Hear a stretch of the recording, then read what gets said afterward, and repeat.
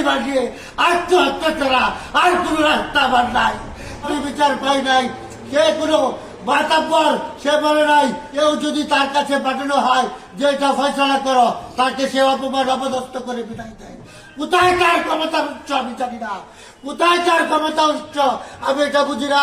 24শে জুলাইয়ের পর সে আরো হিংসাত্মক হয়ে ওঠে, আরো আক্রমণাত্মক হয়ে ওঠে।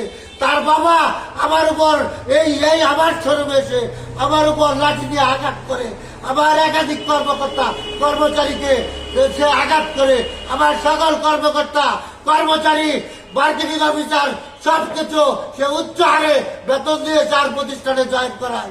আমার কারখানার সকল শ্রমিক সে নিয়ে যায়। আমি অত্যাচারিত, আমি নির্যাতিত। আমার পাশে দাঁড়ান আপনারা। আপনাদের প্রতি আমার অনুরোধ, আপনারা লক্ষ্য করেন, জানেন, বুঝেন আমার কথার সত্যতা আছে কিনা। যদি আমার কথার সত্যতা থাকে তাহলে আপনারা আমার পাশে দাঁড়ান, প্লিজ আমার পাশে দাঁড়ান। একজন উদ্যোক্তাকে বাঁচান, একজন উদ্যোক্তাকে বাঁচান। আমি একজন সমান উদ্যোক্তা, দামে কাজ বাড়ানো কাতারি ফার্নিচার এই গাজীপুরের ত্রিপুরে ব্র্যান্ডে রূপান্তরিত করেছি। এই এলাকায় আনাচে কানাচে অসংখ্য ফার্নিচার প্রতিষ্ঠান রয়েছে। কর্তৃপক্ষ দোকান ছেড়ে দেওয়ার জন্য আমাকে নোটিশ করেছে। আমি দোকান ছেড়ে দিচ্ছি কারণ আমি চালানোর সামর্থ্য নাই। আজকের পর এই মহানা চৌরাস্তা থেকে আমি বিদায় নিতে হচ্ছি। প্লিজ আমার পাশে দাঁড়ান, প্লিজ আমার পাশে দাঁড়ান। আমি নির্যাতিত, আমি অত্যাচারিত। আজকে আমি নিচ্ছ সোহেল।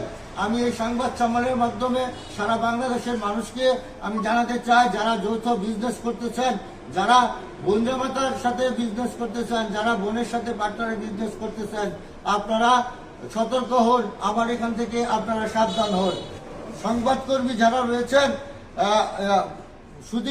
সুধী সমাজ যারা রয়েছেন, রাজনৈতিক নেতৃবৃন্দ যারা রয়েছেন, এই দেশের বর্তমান ক্ষমতাসীন দলের নেতৃবৃন্দ যারা রয়েছেন, পুলিশ প্রশাসন যারা রয়েছেন, আমি সকলের কাছে বিনীত অনুরোধ জানাচ্ছি।